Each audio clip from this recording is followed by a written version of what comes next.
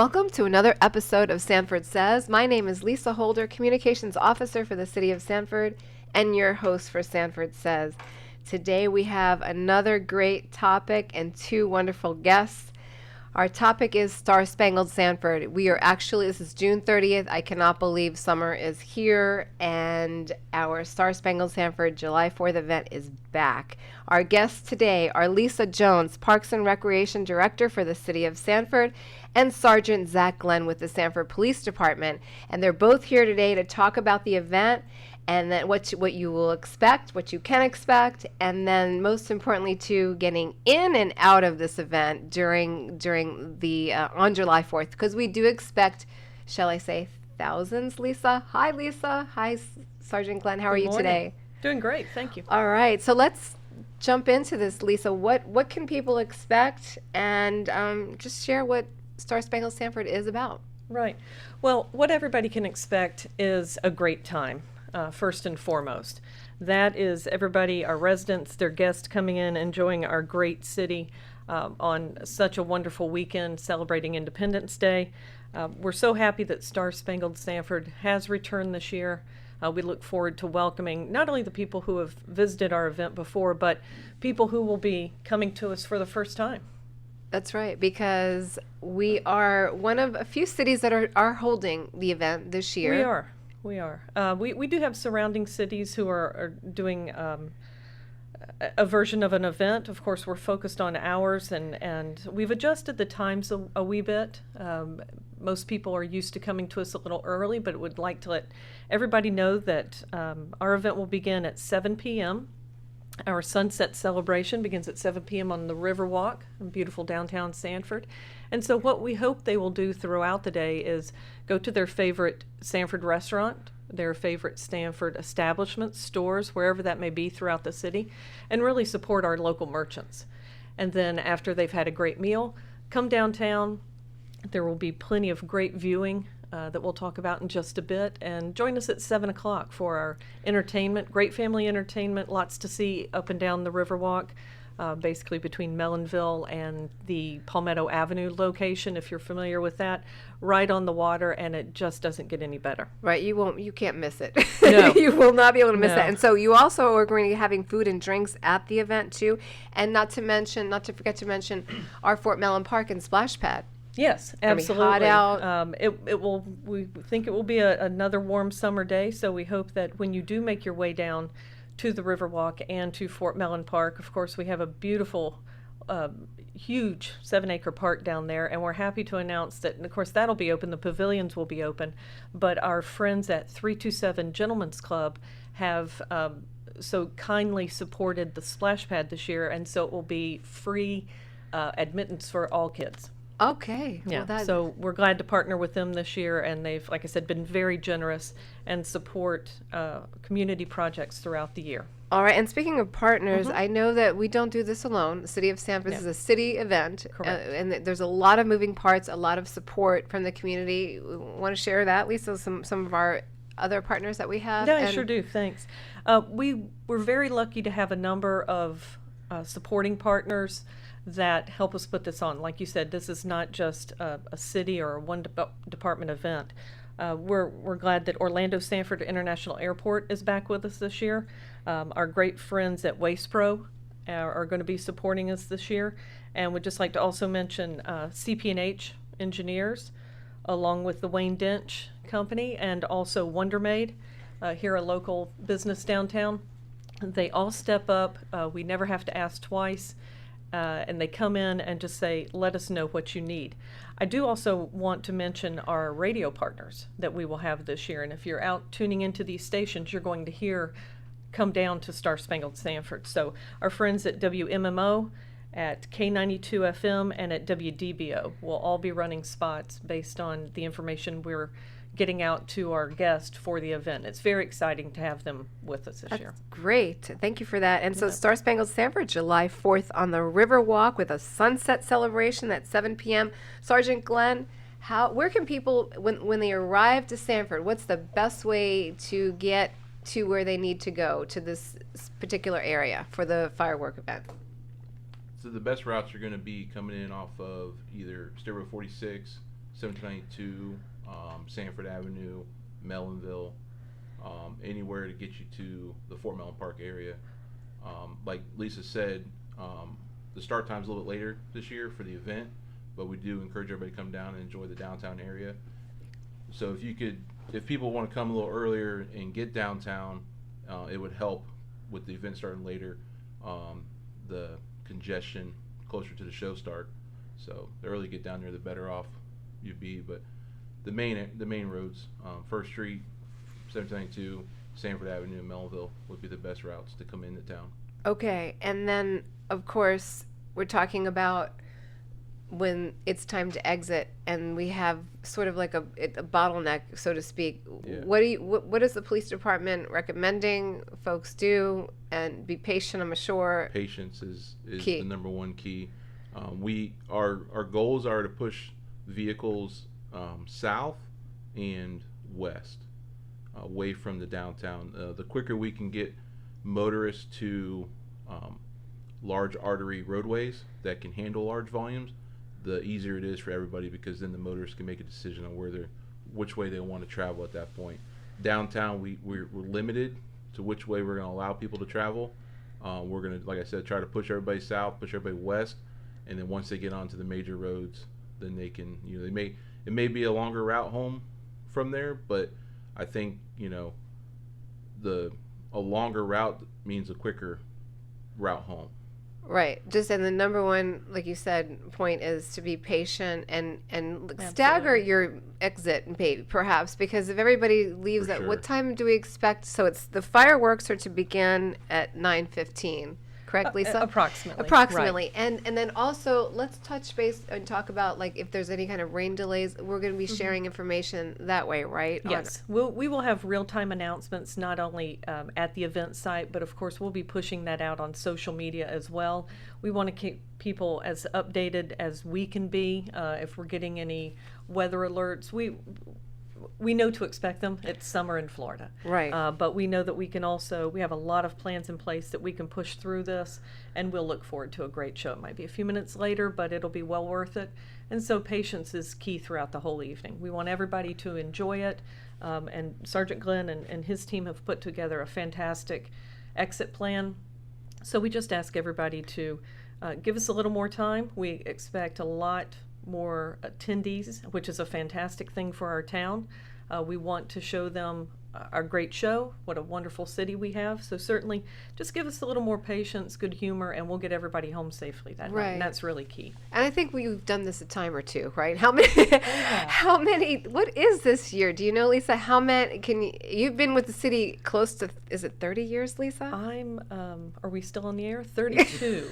32. But very happy this is my 32nd year. And we've done this, a lot of groups have taken over throughout the years, but I know, the city has been doing this for at least the past 20.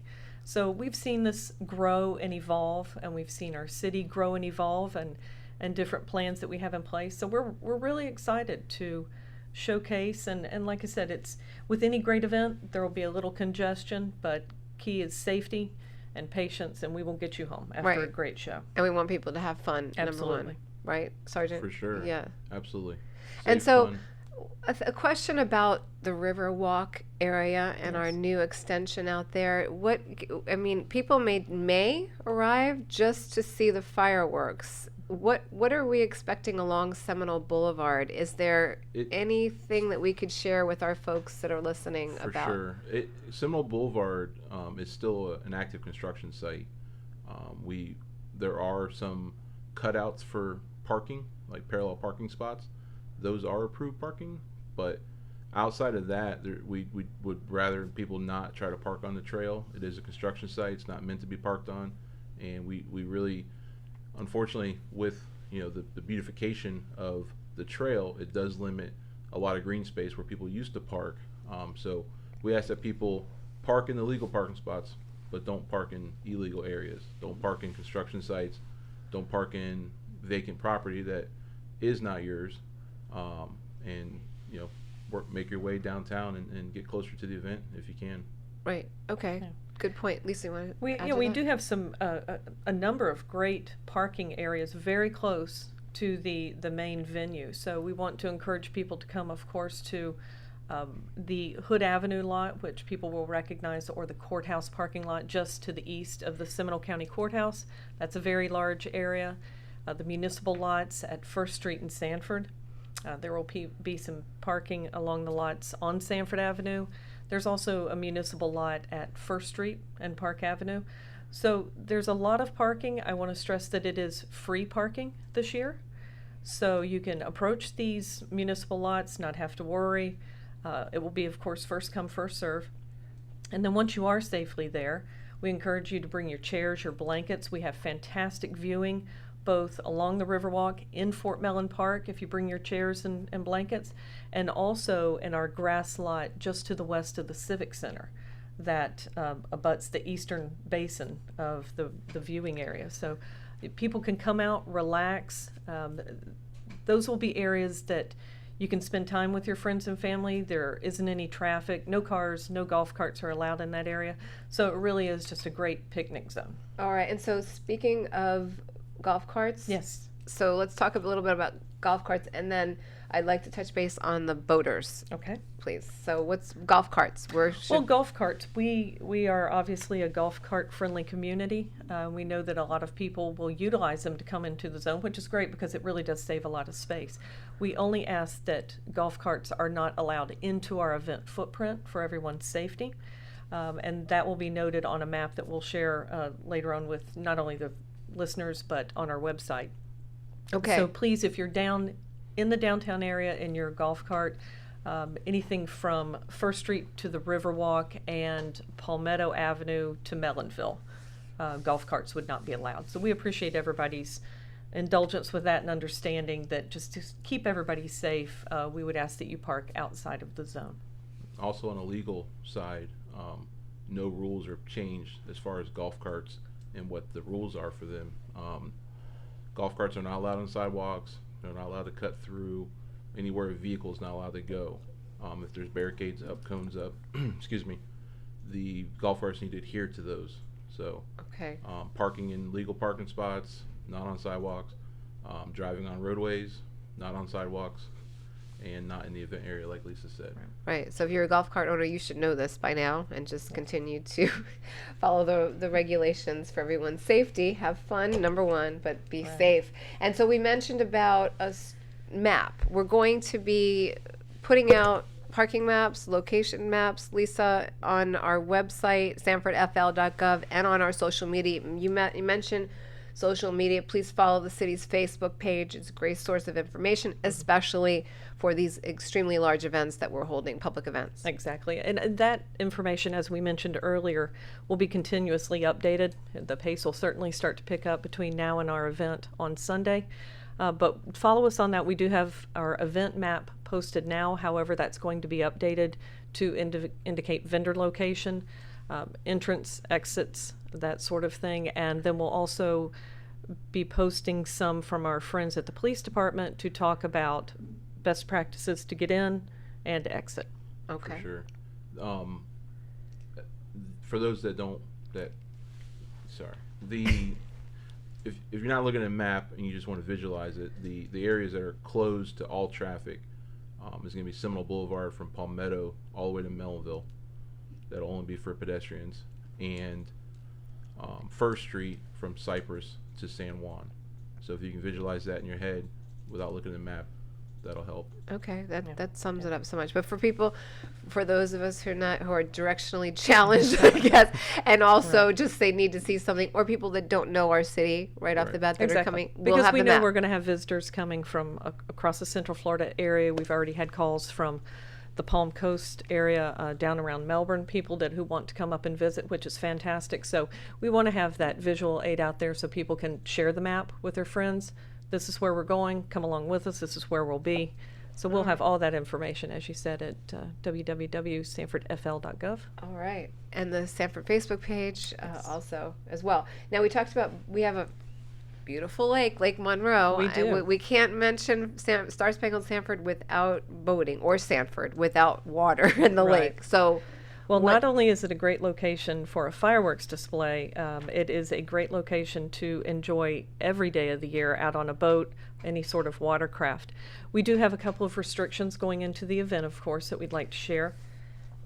And so this will be, we have public docks on the east side of the basin, which is east of Palmetto Avenue for boaters that are familiar with this. And those public boat ramps will close at 10 a.m. on Sunday the 4th. So that's key. Any boat that is in the water on the east basin at 10 a.m. will be able to have access out into Lake Monroe until 4 p.m. At that point, we will be closing everything off for security measures. And that is tandem to what we've done in past years. And that's just, again, for everybody's safety so that we can make sure that we have everything in order to go for that night. Now, all boaters coming back in, it can make for a longer evening, but we have to get an all clear from our security friends, from our fire department colleagues, and that will be about 10:15 or 10:30 in the evening that boats will be allowed from the lake back into the East Basin. Now, this only applies to the East Basin. I want to stress that. If you are docked in the West Basin at Monroe Harbor, that's fantastic. You can come and go all day long. If you're coming to us from the Volusia County area, just boat safely, and their docks will be open. We know that we'll have friends coming up from the Lake Jessup area, from out near I-4. So whether you're coming from Pontoon all the way down, just please be safe. Know that we will have a lot of vessels on the water. And of course, when you're going home in the evening, again, patience is key. Right, as a boater as well. Okay, so that's some good information there. And so so people can view the fireworks from their boat if they're in a Absolutely. certain, if the certain time frames that you have shared, right, Lisa? Yes, and again, that's just the East Basin.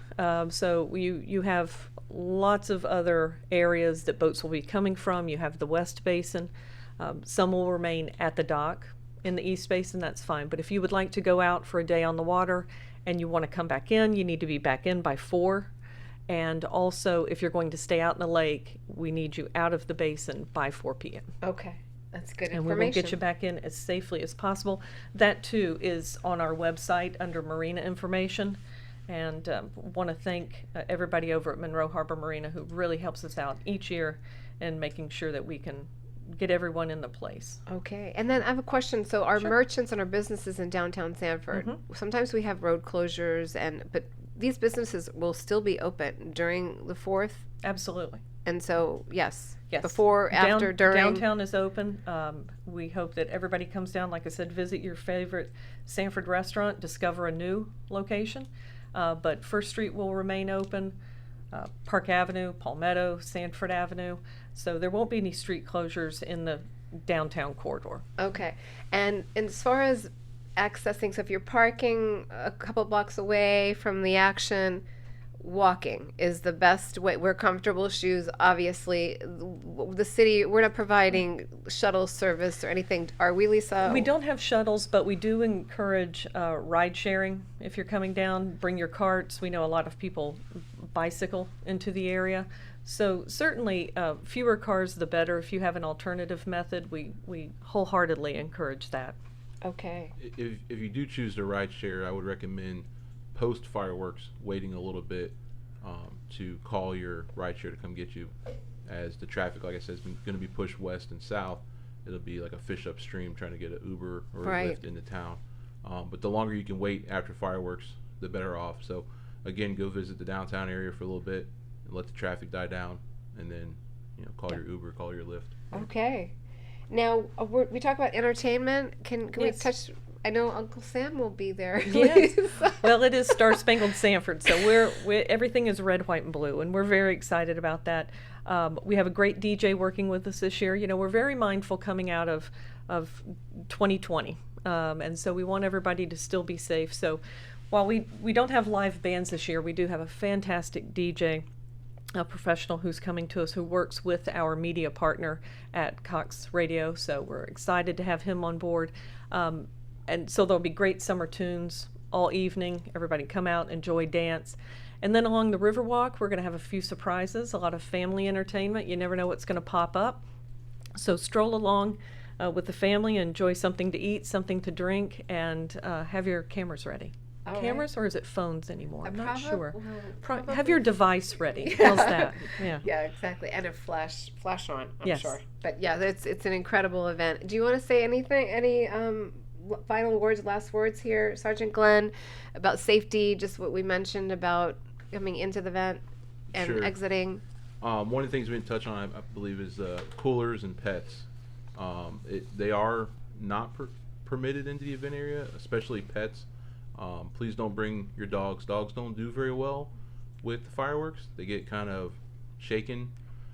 They take off running a lot of times. I think Yeah. a couple years in a row we've had to chase down loose dogs. Oh. It just happens, and I know everybody's got a great dog, but things happen when they get spooked, and we'd rather Yeah. not have a dog running through 100,000 people if we don't Yeah. need it. Coolers, we ask that you don't bring coolers unless it's something for medical or a personal little bag, like a lunch bag or something that you need for personal reasons. But we ask not big coolers, no alcohol.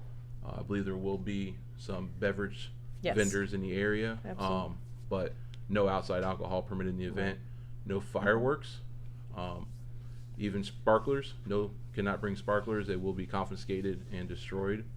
So leave those at home to play with when the event's over Right. or the next day, but not at our event, please. Okay, great. That's And a if we good can point. touch on that a little bit, we work so hard at this event. Fireworks are fun. They're exciting. They're fantastic to watch. They make a lot of noise. We're dealing with thousands and thousands of shells in our show alone, but they can also be dangerous.